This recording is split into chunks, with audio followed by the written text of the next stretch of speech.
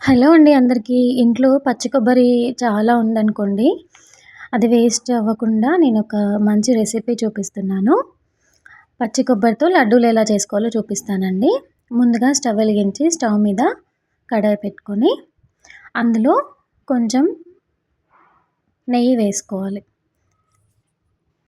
ఇలా నెయ్యి heat ఎక్కాక grind చేసుకున్న పచ్చి కొబ్బరిని నాకు ఒక కప్పు పచ్చి కొబ్బరి వచ్చిందండి నేను గ్రైండ్ చేసుకున్న తర్వాత. సో ఆ పచ్చి కొబ్బరిని కూడా ఇలా నెయ్యి కరిగిపోయిన తర్వాత ఆ నెయ్యిలో పచ్చి కొబ్బరి వేసుకోవాలి తురుముని. సో ఇలా ఆ తురుముని పచ్చివాసన పోయేంత వరకు ఫ్రై చేసుకోవాలి. స్టవ్ తక్కువగా పెట్టుకోవాలండి, లేకపోతే మాడిపోతుంది.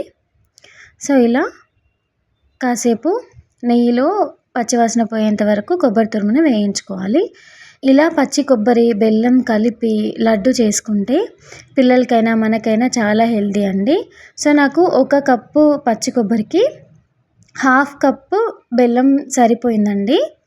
సో నేనైతే హాఫ్ కప్ తీసుకున్నాను. మీకు ఒకవేళ స్వీట్ ఎక్కువగా తినాలి అనుకుంటే కనుక మీరు ఒకసారి టేస్ట్ చూసుకొని తర్వాత ఇంకా కొంచెం షుగర్ కానీ బెల్లం కానీ యాడ్ చేసుకుంటే బాగుంటుంది. సో మీ టేస్ట్కి తగ్గట్టు మీరు ఇంకా కొంచెం ఎక్స్ట్రా యాడ్ చేసుకోవచ్చు. సో ఇలా ఆ కొబ్బరి వేడెక్కిన తర్వాత పచ్చివాసన అంతా పోయిన తర్వాత బెల్లం వేసుకుంటే ఆ బెల్లం కూడా చిన్న చిన్న ముక్కలు ఏవైనా ఉంటే ఆ హీట్కి కరిగిపోతుంది. సో ఇలా స్టవ్ తక్కువ పెట్టుకొని సిమ్లో పెట్టుకొని కలుపుకుంటూ ఉండాలి. కొద్దిసేపటి తర్వాత బెల్లం అంతా కరిగిపోయి వీడియోలో చూస్తున్నారు కదా ఇలా తయారవుతుంది.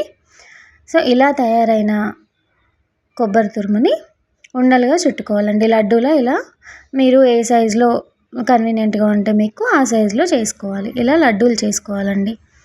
సో ఆల్రెడీ నెయ్యి అందులో ఉంటుంది కాబట్టి చేతికి ఎలాగో అంటుకోదు. చూసారు కదా, చాలా సింపుల్గా చాలా ఈజీగా 2 ఇంగ్రీడియంట్స్తో కొబ్బరి లడ్డు చాలా హెల్తీ అండి. Thank you.